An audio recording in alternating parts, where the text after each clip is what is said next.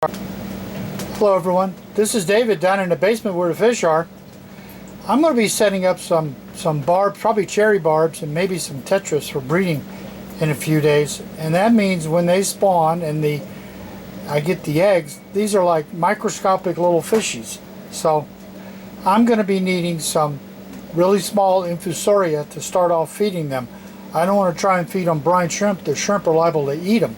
So what I do is I start this stuff and I try and use a couple of different water sources. This water here is out of the tub outside. There's no fish, but there's probably some algae. I know there's a big bullfrog, that's why there's no fish.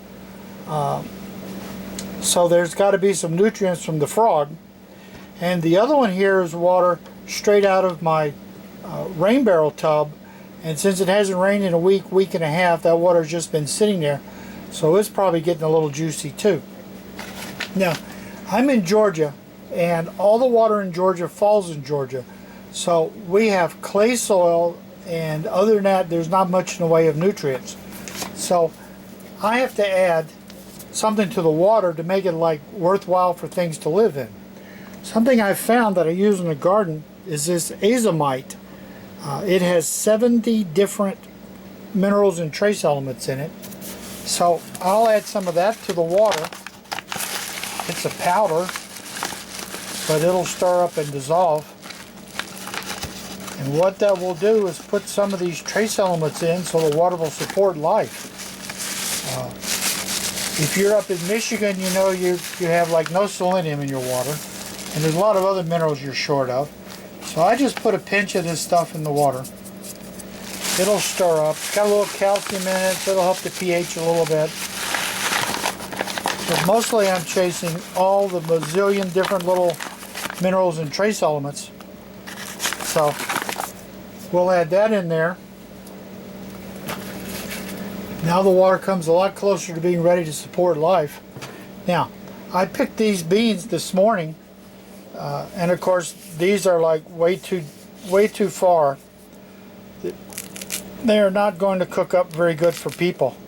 The ones that are like this, I normally will blanch and freeze, and they are fabulous food for your ancestors. The platies pick at it, the guppies pick at it, but any of your guys that like vegetarian stuff will go nuts for freshly blanched and then thawed out.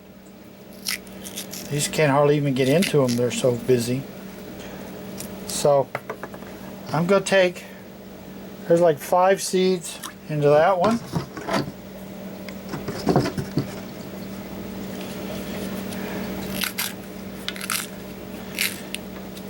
And we'll open up, get some more seeds for that one. This is the second bean because I'm not really getting enough seeds out of here. I need this to get going pretty quickly, because I expect to need a usable culture within 7 to 10 days.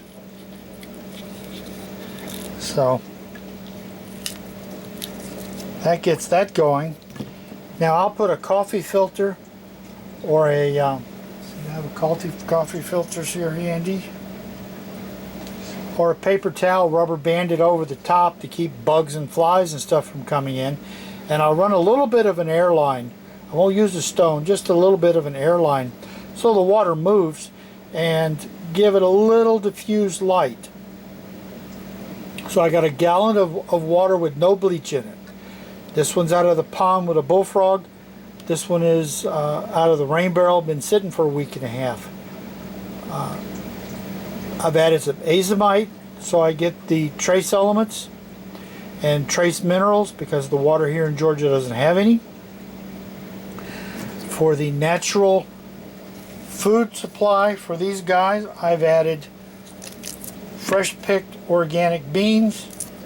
Let's go ahead and drop one of those, split one of them and toss it in. I'm going to add a bit of an airline. It's going to be at room temperature, which means it's going to be, I'm in the basement, so it'll be 74 to 78. And a little bit of an airline, just enough to keep the water moving around a little bit. So we'll see how this does.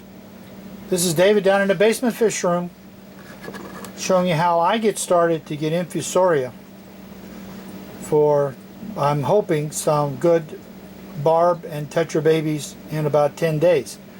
Happy to say I found another gallon jug. I put rainwater stuff in it. The water is out of the rain barrel. Then I went outside and over in the compost pile picked up some fresh grass clippings from like 3 nights ago when I mowed. I don't spray anything on the yard, so these are organic grass clippings. And I'm still going to need to add the Azomite to it. If you don't have the Azomite, you can add some of the chemicals that the Planet Tank people use.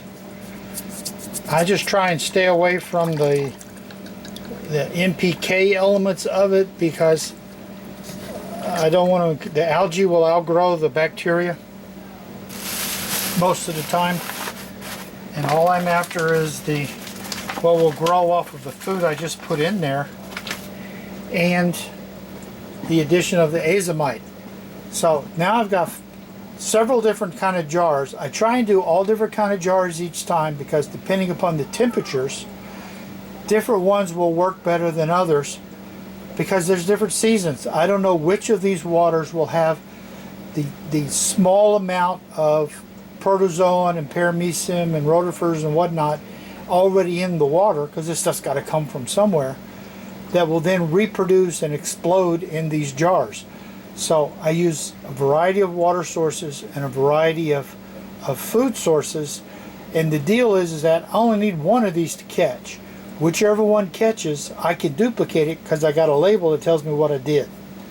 So that's how you do it. Once you get it going, if this jar works, I'll take water out of the rain barrel, add grass clippings to it, and when it's a few days out from this other one, I'll move some of the bacteria and good stuff from that jar to the new jar, and I can keep it going. Because with the little guys, I'll need good food for several weeks, and I'll want more than one jar. So that's how I do all this stuff. Sorry I had this one little addition to stick on the end, but I was happy to find still another jar. So this is David with a fish down in the basement, starting up some Infusoria cultures. Thank you for watching, and please subscribe.